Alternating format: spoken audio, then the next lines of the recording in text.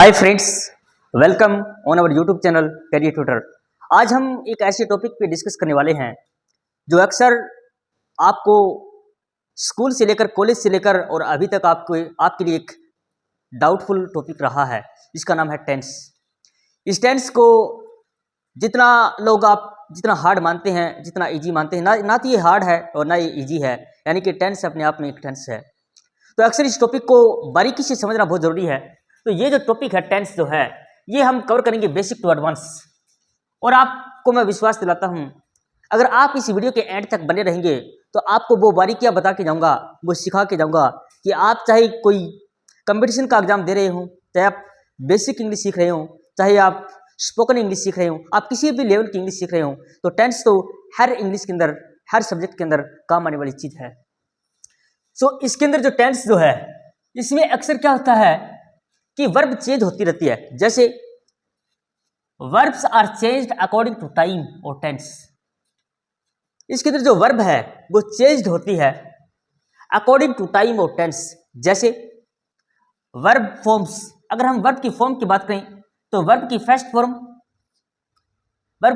के साथ एस और एस, वर्ब की सेकंड फॉर्म, वर्ब की फर्स्ट फॉर्म के साथ में आईएनजी और वर्ब की थर्ड फॉर्म। तो ये 5 टाइप की वर्ब जो है मेनली इस टेंस के अंदर इस्तेमाल होती हैं। मगर सबसे जो इम्पोर्टेंट जो पार्ट है इस वर्ब का वो ये है। और बच्चों ये जो पार्ट है वर्ब की फर्स्ट फॉर्म के साथ में एस और एस, ये बच्चों बहुत इंपॉर्टेंट पार्ट है। और अक्सर इससे चाहे आप कोई भी एग्जाम दे रहे हों, चाहे आप इसको स्पोकन में इस्तेमाल करें, चाहे आप इसको कम्पिटिटिव एग्जाम में इस्तेमाल करें, आपको ये जो पार्ट है इसको समझना और समझाना दोनों ही चैलेंजिंग काम है। मगर हम इस चैलेंज को एक्सेप्ट करेंगे और हम इसको बारीकी से एनालिसिस करेंगे कि ये इसका फंडा क्या है। अब मैं आपको बता देता हूं कि अगर आपको टेंस सीखना है, अगर आपको टेंस की बेहतर नॉलेज लेनी है, तो फॉर्म्स ऑफ वर्ब, यानी कि फॉर्म्स ऑफ वर्ब की आपको जितनी ज़्यादा नॉलेज होगी उतना ही आपके लिए बेनिफिशियल है। फॉर्म्स ऑफ वर्ब का मतलब होता है कि हजारों लाखों वर्ब हैं, मगर हमारे को वो वर्ब चूज करनी है जो हमें डेली कम्युनिकेशन के लिए काम आती हैं। हमें जो डेली इस्तेमाल होने वाली वर्ब हैं उनकी फॉर्म्स और उन वर्ब का मीनिंग हमें जानना और याद रखना बहुत ज़रूरी है। तो मैं आपको एक एडवाइस देता हूं कि आप आज से ही उन वर्ब को इस्तेमाल करना शुरू करें, आप उनका यूज करना शुरू करें जो डेली कम्युनिकेशन के अंदर यूज होने वाली वर्ब्स हैं। बहुत सारी वर्ब्स हैं, आप कोई भी बुक उठाएं, कोई आप नोटबुक लें और उसमें एक लिस्ट बनाएं कि ये जो कम्युनिकेशन के लिए जो वर्ब जो हैं वो कौन कौन सी इस्तेमाल होती हैं। अब मैं एक नेक्स्ट टॉपिक पे आता हूं। जो टेंस जो है, आपको पता है, मेरे को बताने की जरूरत नहीं है, इसके 3 फॉर्म हैं, प्रेजेंट, पास्ट और फ्यूचर। और ये जो प्रेजेंट, पास्ट और फ्यूचर है ये फर्दर डिवाइडेड हो जाता है 4 पार्ट्स के अंदर। जैसे प्रेजेंट सिंपल और प्रेजेंट इंडेफिनिट, प्रेजेंट सिंपल और प्रेजेंट इंडेफिनिट। नेक्स्ट पॉइंट है प्रेजेंट कंटिन्यूस। थर्ड पॉइंट है प्रेजेंट परफेक्ट टेंस और प्रेजेंट परफेक्ट कंटिन्यूस टेंस। तो आज जो हम डिस्कस करेंगे, आज हम प्रेजेंट वाले पार्ट को, ये जो प्रेजेंट टेंस है, आज हम इसको डिस्कस करेंगे और हम इसकी सारी बारीकी से एनालिसिस करेंगे। और जो फॉर्म्स हैं, यानी कि वर्ब के साथ में एस और एस का फंडा है, इसको हम डिस्कस करेंगे। जो भी कम्युनिकेशन के अंदर आपको पता होगा कि जो प्रेजेंट सिंपल टेंस है, ये जो प्रेजेंट सिंपल टेंस है बच्चों, इसका इस्तेमाल 70% से लेकर के 80% तक इंग्लिश के अंदर यूज होता है। ये जो प्रेजेंट सिंपल टेंस है इसका इंग्लिश के अंदर 70 से 80% इस्तेमाल होता है। अगर आपको प्रेजेंट सिंपल टेंस अगर ढंग से आपने समझ लिया तो आप आज से इंग्लिश बोलना स्टार्ट कर देंगे, आप आज से इंग्लिश समझना स्टार्ट कर देंगे, आज से आप इंग्लिश को लिखना स्टार्ट कर सकते हैं अगर आप इस टेंस को समझ गए तो प्रेजेंट सिंपल टेंस। तो विदाउट वेस्टिंग योर टाइम हम स्टार्ट करते हैं आज प्रेजेंट सिंपल टेंस। तो अब हमें ये देखना है कि प्रेजेंट जो सिंपल टेंस है, प्रेजेंट सिंपल टेंस, इसका कहाँ कहाँ इस्तेमाल होता है। तो आपको ये याद रखना है, मैं ऑलरेडी बता चुका हूं, इस टेंस का इस्तेमाल लगभग 70 to 80% होता है। अगर आप न्यूज़पेपर उठाएंगे, कोई भी रीडिंग न्यूज़पेपर उठाएंगे, उसके अंदर आपका इस्तेमाल बार बार मिलेगा। तो सबसे पहले तो है इसका डेली रूटीन, यानी कि जो हम लगातार काम करते हैं, डेली करते हैं, रूटीन में काम करते हैं, वहां पर इसका इस्तेमाल होगा। यूनिवर्सल ट्रुथ के साथ में इसका इस्तेमाल होगा, हैबिट के साथ में इस्तेमाल होगा, ओकेजनल के साथ में इस्तेमाल होगा, और वीकली, मंथली और ईयरली रूटीन के साथ में भी आप इसका इस्तेमाल कर सकते हैं। तो ये आपको बताया कि इसका यूज कहाँ हो सकता है। Daily routine, universal truth, habit, occasional और वीकली, मंथली और ईयरली, ये इसकी कुछ पॉइंट्स हैं जहां पर इसका इस्तेमाल होता है। अब हमें ये देखना है कि जो टेंस है इसका स्ट्रक्चर क्या होगा। इसका स्ट्रक्चर है सब्जेक्ट प्लस वर्ब की first form plus object, subject plus verb की फर्स्ट फॉर्म प्लस ऑब्जेक्ट। और ये जो सब्जेक्ट अगर क्या है, प्लूरल है, सब्जेक्ट क्या है, प्लूरल है, यानी कि अगर आपका सब्जेक्ट जो है वो बहुवचन के अंदर है तो आपको वर्ब की फर्स्ट फॉर्म लगाना है और ऑब्जेक्ट लगा देना है। अगर आपका सब्जेक्ट, अगर आपका, ये केस नंबर 1 लगा लो, केस नंबर 1, अगर आपका सब्जेक्ट क्या है, सिंगुलर है, यानी कि एक वचन है, तो वर्ब की फर्स्ट फॉर्म के साथ में एस और एस लगा देना है और उसके बाद में ऑब्जेक्ट लगा देना है। ये केस नंबर 2। मैं ये जो स्ट्रक्चर बता रहा हूं, ये जो स्ट्रक्चर है बच्चों, ये है हमारा पॉजिटिव सेंटेंस के लिए।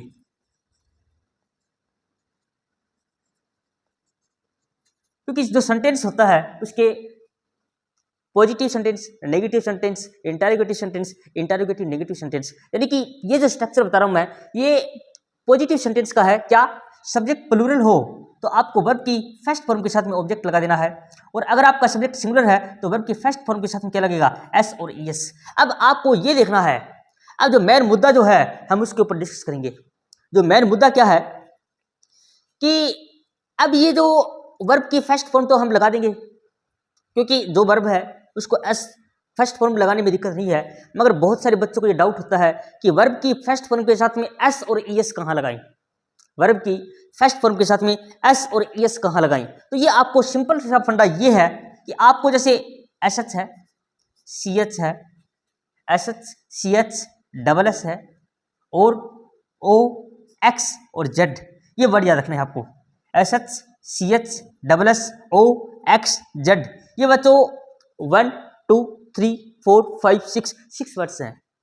अगर ये किसी भी वर्ब के पीछे, अगर ये वर्ड आ जाते हैं, किसी भी वर्ड के पीछे, किसी भी वर्ड के पीछे, कोई भी वर्ब के पीछे अगर ये वर्ड आ जाते हैं, आपको डायरेक्ट यस लगा देना है विदाउट थिंकिंग।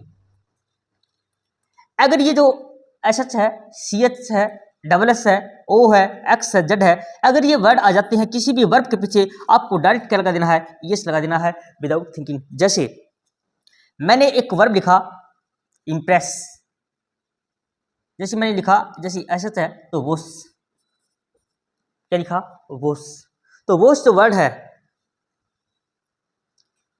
अब अगर आपको यहां पर सब्जेक्ट सिंगुलर मिलेगा तो आपको इसके पीछे क्या लगा देना है, यस, क्या लगा देना है, यस। नेक्स्ट वर्ड है, जैसे मैंने सी एच है यहां पर, तो मैंने लिखा वर्ड एक कैच, क्या लिखा, कैच। एक वर्ड लिखा मैंने टीच, तो ये जो वर्ड है कैच और टीच, तो आपको अगर सिंगुलर सब्जेक्ट है, सब्जेक्ट क्या है, सिंगुलर है, तो वहां पर आपको क्या लगा देना है, यस।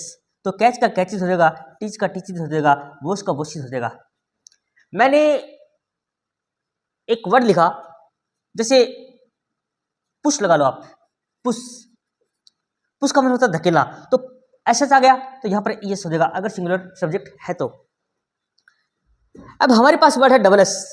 अगर आपको मान लीजिए वर्ब मिल गई इंप्रेस, IMPRESS, इम्प्रेस, यहां पर इंप्रेस वर्ड है, अगर आपको सिंगुलर सब्जेक्ट है तो यहां पर क्या लगा देना है आपको, यस, तो इम्प्रेसिज। और स्ट्रेस, STRESS, स्ट्रेस, तो यहां पर क्या हो जाएगा, स्ट्रेसिज। अब एक्स, अगर एक्स किसी वर्ब के पीछे है तो आपको क्या लगा देना है, यस। तो एक्स के लिए जैसे मिक्स, एक वर्ड आ गया हमारे पास, एक वर्ब है मिक्स, तो मिक्स का क्या जगह, मिक्सिज, मिक्स का क्या जगह, मिक्सिज। और जैसे एक वर्ड है फिक्स, तो फिक्स है तो फिक्स का क्या जगह, फिक्सिज। जेड का आप देख लेना। तो अब मेरा जो मेन मोटो है आपको समझाने का वो ये है कि अगर आपके पास सब्जेक्ट प्लूरल है तो आपको वर्ब की फर्स्ट फॉर्म लगानी है, उसके बाद में ऑब्जेक्ट आ जाएगा। अगर आपका सब्जेक्ट सिंगुलर है तो वहां पर आपको थोड़ा सा सोचना है, थोड़ा सा माइंड लगाना है। सिंगुलर सब्जेक्ट जो आएगा तो वर्ब के फर्स्ट फॉर्म के साथ में एस और एस, उसके बाद में ऑब्जेक्ट। अब एस और एस किसके साथ में आएगा, ये जो अगर वर्ड है S H C H double S O X Z, तो वहां पर एस लगा देना है, बाकी सभी के साथ में क्या लगा देना है, एस लगा देना है, बाकी सभी के साथ में क्या लगा देना है, एस। अब ये जैसे ओ का रह गया तो ओ, ये जो ओ है, जैसे मान लीजिए एक वर्ब है गो, क्या है, गो, तो गो जो वर्ब है, जैसे वह जाता है, वह स्कूल जाता है, तो यहां पर ही क्या है, सिंगुलर सब्जेक्ट ही, गो, तो गो का क्या बन जाएगा, goes to school. He goes to school, वह स्कूल जाता है। तो यहाँ पर ये जो ओ आ गया वर्ब के लास्ट में क्या ओ, तो ओ का क्या बन गोज। जैसे डू, डी ओ डू, तो डू का क्या बन डज, वह करता है, कुछ भी काम करता है, तो डू का क्या बन डज, ही डज। तो ये बच्चों एक छोटी सी एनालिसिस थी, मैंने आपको बता दिया है। अब हम इसके मेन मुद्दे पे आते हैं जो कि बहुत इंपॉर्टेंट है।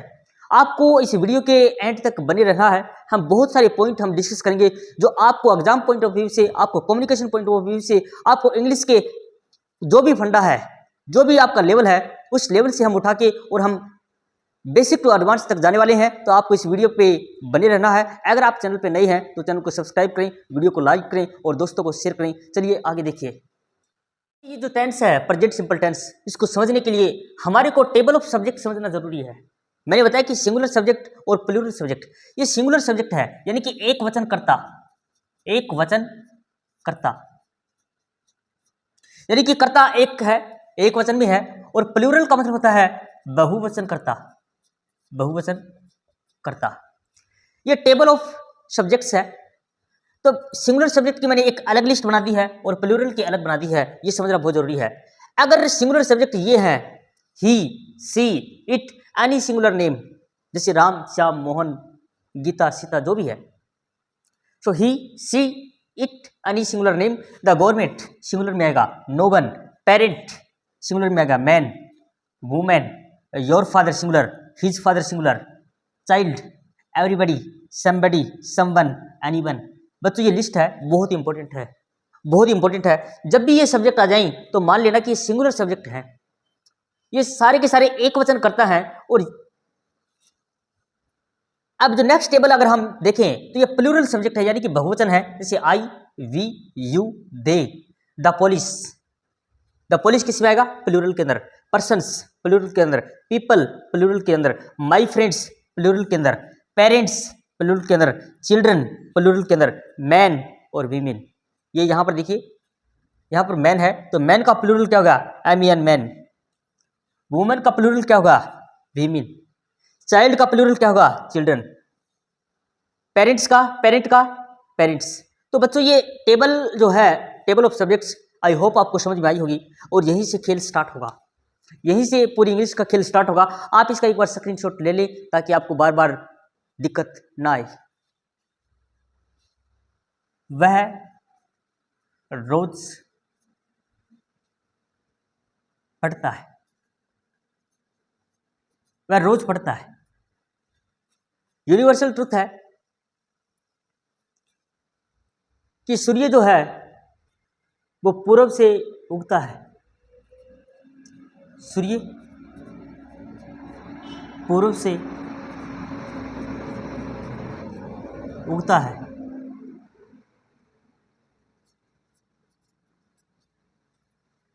हैबिट,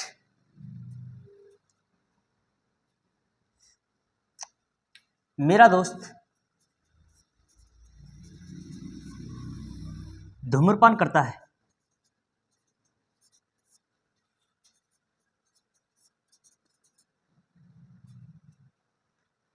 ओकेजनल,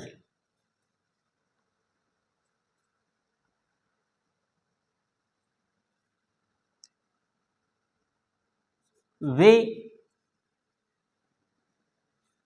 ओकेजनल का मतलब है कि अवसर, कोई ऐसा अवसर हो तो हम ओकेजन ले सकते हैं।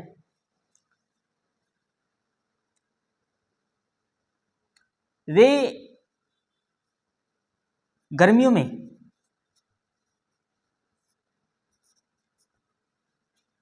शिमला जाते हैं।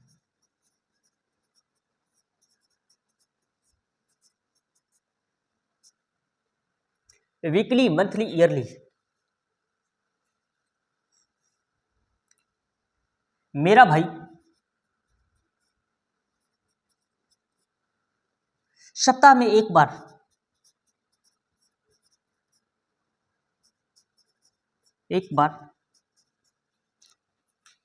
फिल्म देखने जाता है।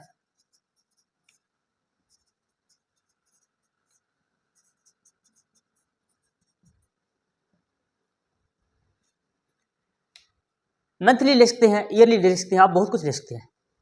मैंने आपको एक छोटा सा एग्जांपल दिया है, वह रोज पढ़ता है। अब आपको सबसे पहले ये सेंटेंस को अगर ट्रांसलेट करना है तो सबसे पहले आपको ये देखना है कि हमारा सब्जेक्ट क्या है।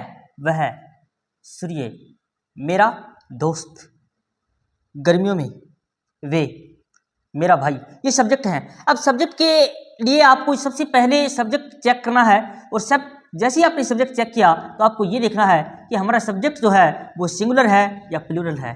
जैसे आपको सिंगुलर और प्लूरल का पता चल गया तो आपको वहीं से आपका आंसर जो है आना स्टार्ट हो जाएगा। तो वह, अब वह की इंग्लिश क्या होती है? ही, यानी कि ही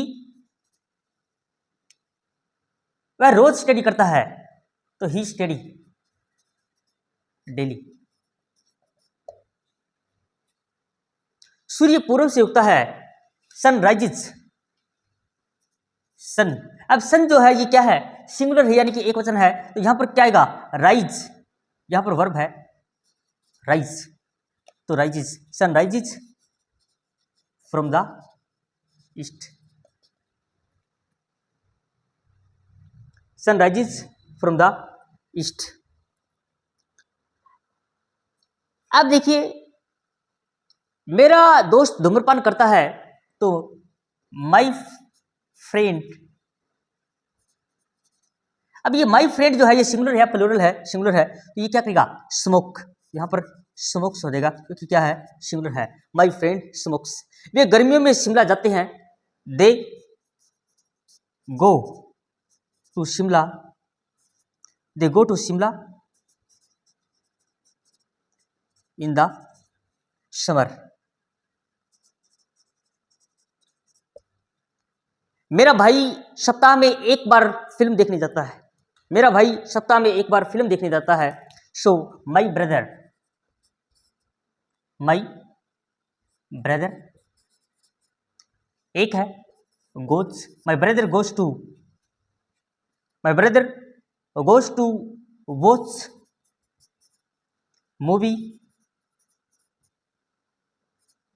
once in a week, my brother goes to watch movie once in a week. तो ये छोटा सा हमने ट्रांसलेशन किया है, आपको मैंने बताया है कि प्रेजेंट सिंपल टेंस कैसे इस्तेमाल होता है। अब हम इसके ऊपर एक छोटी सी एनालिसिस और करेंगे, जो है नेगेटिव को, इस सेंटेंस को नेगेटिव और इंटरोगेटिव कैसे बनाएंगे, जो कि बहुत इंपॉर्टेंट है बच्चों। मैंने बताया कि इस टेंस जो है ये कमाल का टेंस है, और इस आपने अगर इस टेंस को समझ लिया तो आपने इंग्लिश का जो टेंस है वो ये मान लीजिए कि 80% आपने कवर कर लिया है। तो आपको इस वीडियो के एंड तक बने रहना है, अभी हमें बहुत सारी चीजें डिस्कस करनी है। स्टॉप करें एक बार। तो अब मैंने कुछ एग्जाम्पल लिए हैं, और ये एग्जाम्पल जो हैं ये हमने जो अभी तक रूल्स और रेगुलेशंस हमने पढ़े हैं उसी को फॉलो करना है, उसी के हिसाब से आपको सेंटेंस बनाना है। मैंने पहला सेंटेंस लिखा, वे दिल्ली में रहते हैं, वह क्रिकेट खेलता है, मेरे पापा ऑफिस जाते हैं, हम रोज गाय का दूध पीते हैं, कोमल मुझे परेशान करती है। तो ये सारे के सारे सेंटेंस जो हैं ये पॉजिटिव सेंटेंस हैं, मगर मुझे तो इंग्लिश ये जो सेंटेंस हैं इनका नेगेटिव चाहिए। तो यहां पर जैसे हम इनका नेगेटिव सेंटेंस बनाएंगे तो हमें क्या चाहिए? हमें नेगेटिव स्ट्रक्चर चाहिए। नेगेटिव स्ट्रक्चर किसका? इस टेंस का। हमें इस टेंस का नेगेटिव स्ट्रक्चर चाहिए, प्रेजेंट सिंपल टेंस का। तो यहां पर ये फंडा जो है ये याद रखना आपको, जब भी सब्जेक्ट सिंगुलर होगा, सब्जेक्ट क्या है?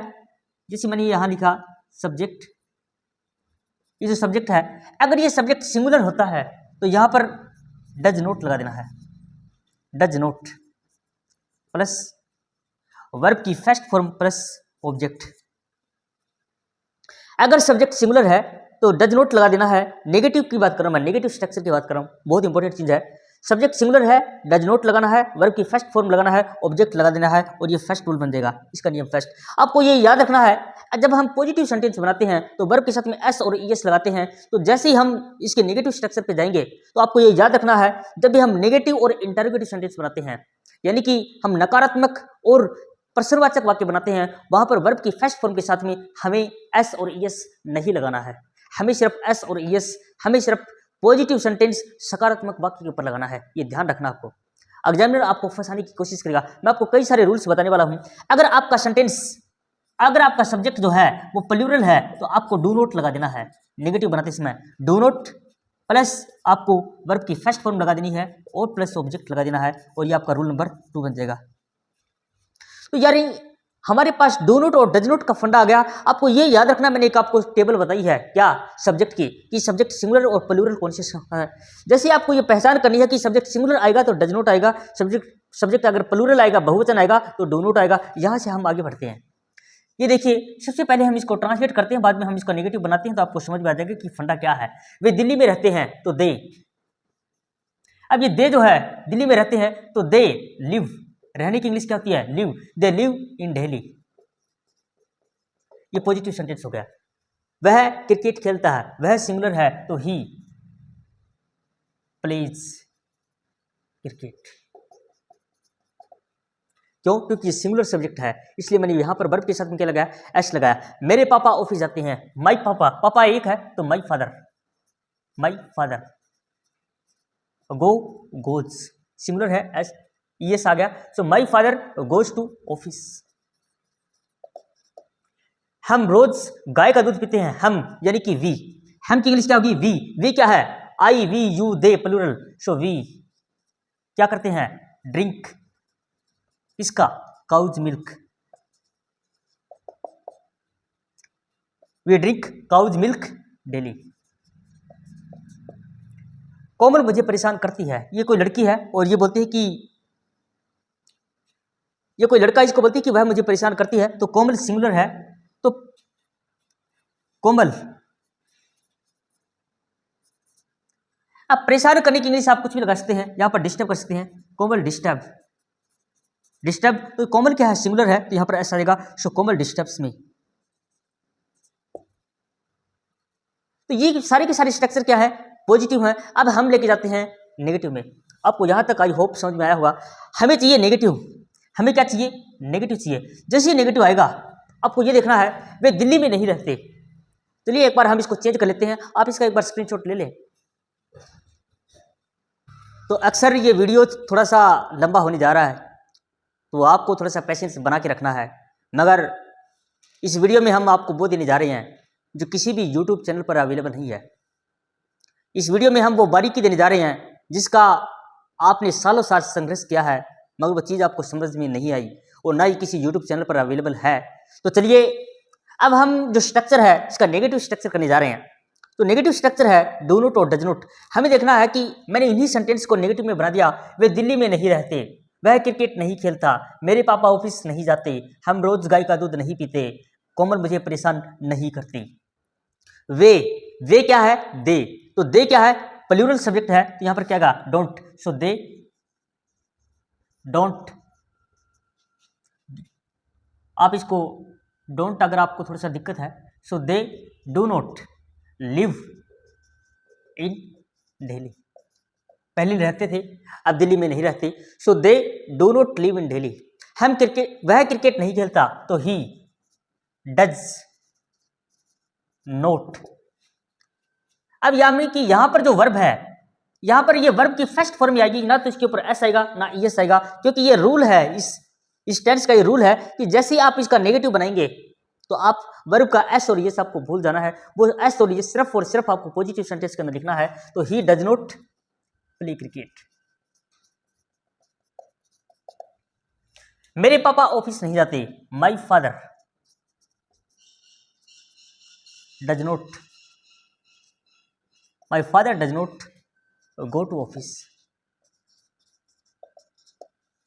हम रोज गाय का दूध नहीं पीते तो we do not drink cow's milk daily.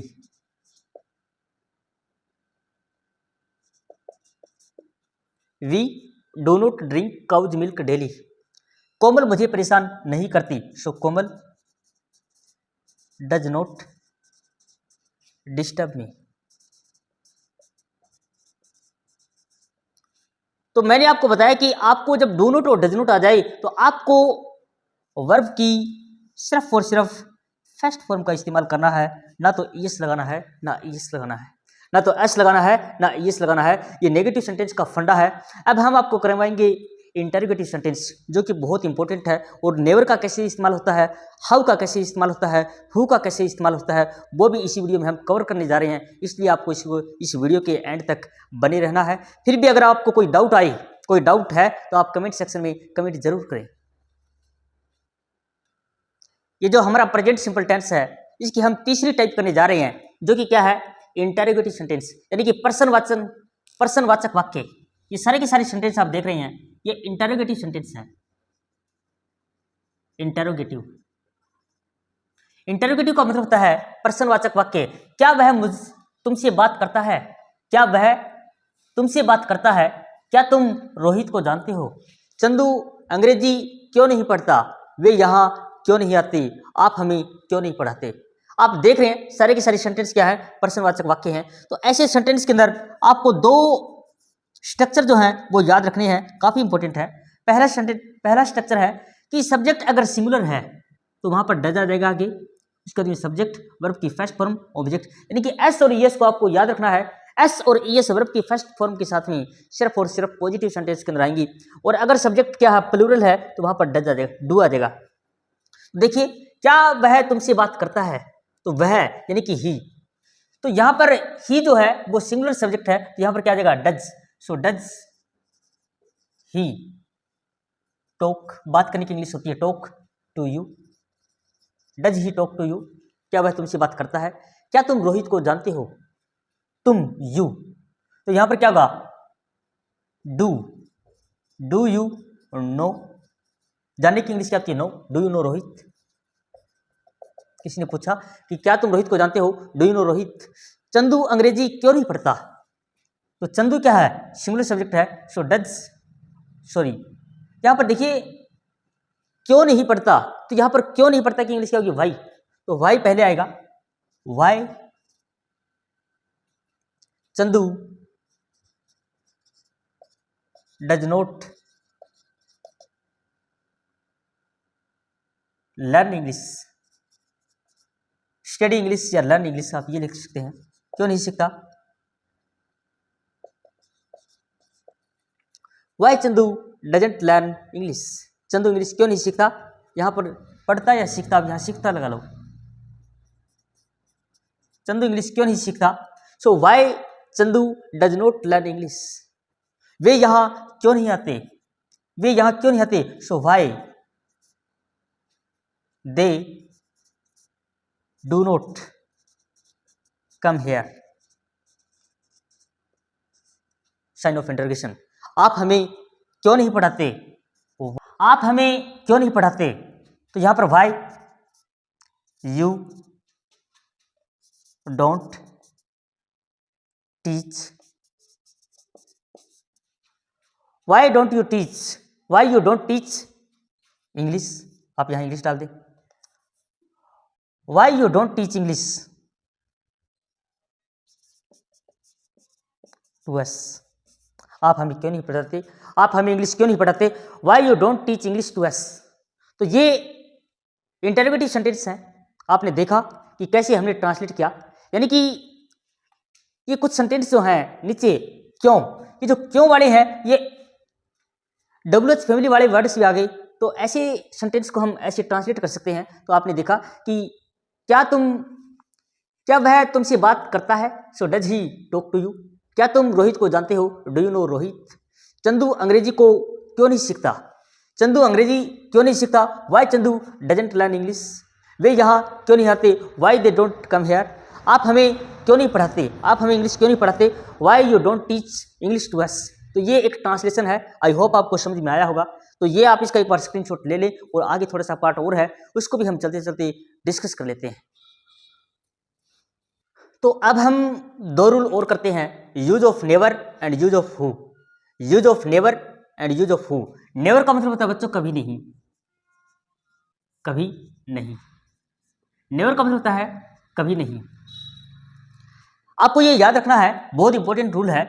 अगर सिंगुलर सब्जेक्ट है तो वहां पर नेवर आएगा, और अगर हम कभी नहीं का इस्तेमाल करेंगे तो यहां पर वर्ब के साथ में फर्स्ट फॉर्म के साथ में एस और इस लगेगा। अगर आपका सब्जेक्ट प्लूरल है तो नेवर के बाद में वर्ब की फर्स्ट फॉर्म आएगी, जैसे मैं कभी उससे बात नहीं करता, मैं कभी उससे बात नहीं करता। तो यहाँ पर आई जो है ये प्लूरल के अंदर काउंट किया जाता है, तो यहाँ पर इसका मैं उससे कभी बात नहीं करता, मैं उससे कभी बात नहीं करता।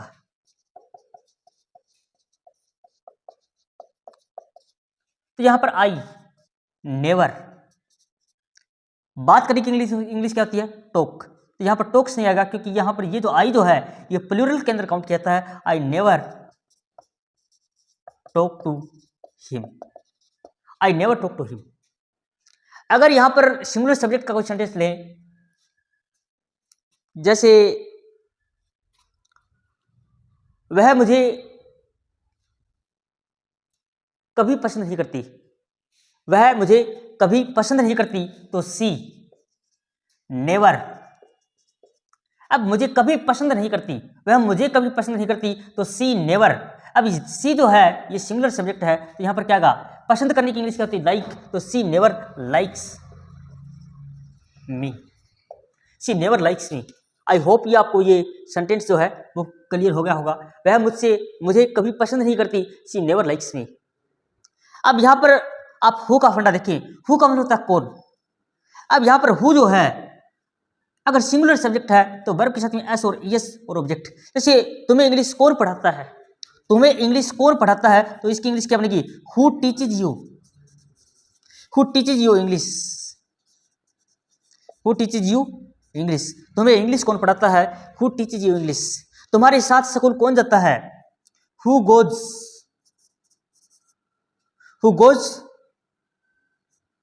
To school, who goes to school with you, तुम्हारे साथ। Sign of interrogation. तुम्हें पैसे कौन देता है? Who gives you money, who gives you money.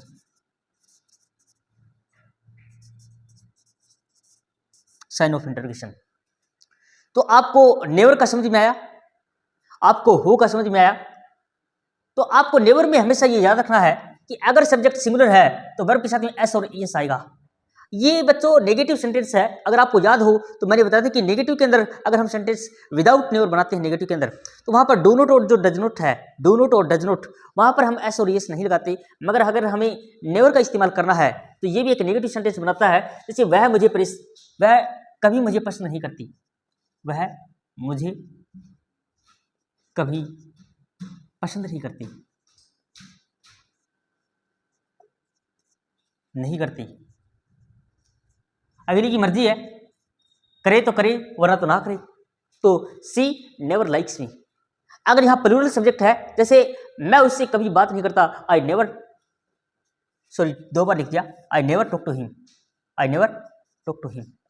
तो यहां पर आज का जो हमारा टॉपिक है ये अक्सर हम स्पोकन लैंग्वेज के अंदर पूछते हैं कि तुम्हें इंग्लिश कौन पढ़ाता है। So who teaches you English. तुम्हारे साथ स्कूल कौन जाता है? So who goes to school with you, who goes to school with you. तुम्हें पैसे कौन देता है? Who gives you money. तुम्हारी हेल्प कौन करता है? Who helps you. तुम्हें कौन परेशान करता है? Who disturbs you. ऐसे बहुत सारे सेंटेंस हैं, आप अगर इस वीडियो को ध्यान से देखेंगे तो बहुत कुछ मैंने पढ़ा दिया है। आई होप आपको ये वीडियो पसंद आया होगा, रियल में हमारी मेहनत पसंद आई। चैनल को सब्सक्राइब करें, वीडियो को लाइक करें, दोस्तों को शेयर करें। जय हिंद फ्रेंड।